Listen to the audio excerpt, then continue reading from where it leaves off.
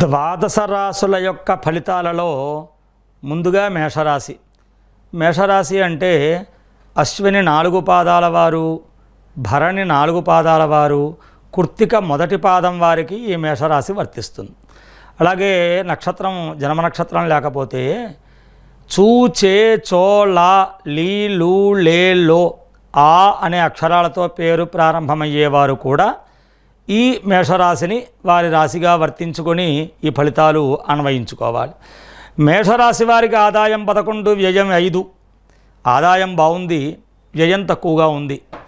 రాజపూజ్యం 2, అవమానం 4. కాబట్టి కొంచెం ఘోష ఎక్కువగా ఉండి అవమానం ఎక్కువగా ఉంది.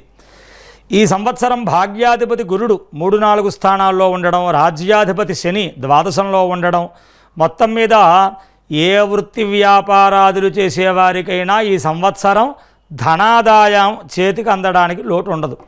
చాలా అవసరాలని బట్టి ఆ అవసరాలకు కావలసిన ధనమంతా చేతికి అందుతూ ఉంటుంది.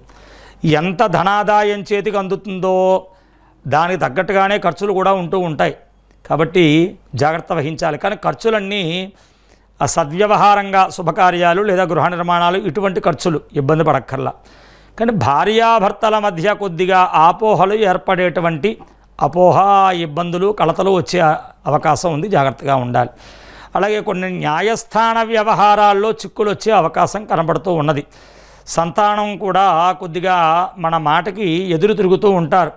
కానీ ఏది ఏమైనప్పటికీ, ఎన్ని ఇబ్బందులు వచ్చినప్పటికీ మీ మంచి మాటతనం వల్ల మీకు ఉపకారం చేసేవారు మీ వెనకాలే ఉంటారు. మీకు దాని నుంచి మీరు ఏ ఇబ్బంది నుంచి అయినా బయటపడుతూ ఉంటారు.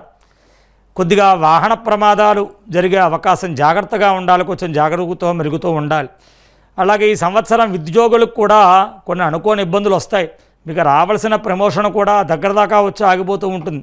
అధికారులతో అకారణంగా చికాకులు కలుగుతూ ఉంటాయి.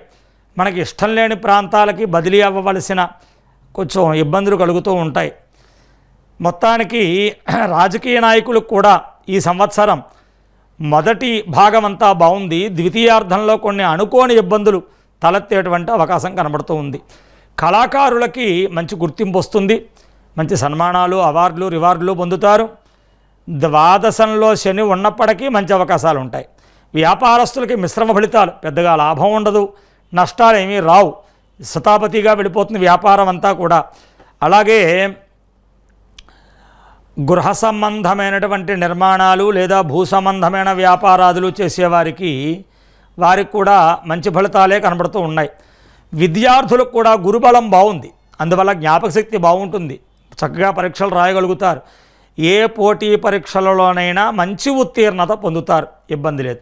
వ్యవసాయదారులకి పంటలు విశేషంగా పండినా కాస్త చేతికి రావడం కొద్దిగా ఇబ్బంది కలుగుతూ ఉంటుంది. రుణాలు ఎక్కువ అవుతాయి. కాస్త అప్పు బాధలు ఎక్కువగా ఉంటూ ఉంటాయి. కాబట్టి కాస్త వ్యవసాయదారులకి అర్ధభాగం సమానంగా మనకి ఫలితాలు కనబడుతున్నాయి.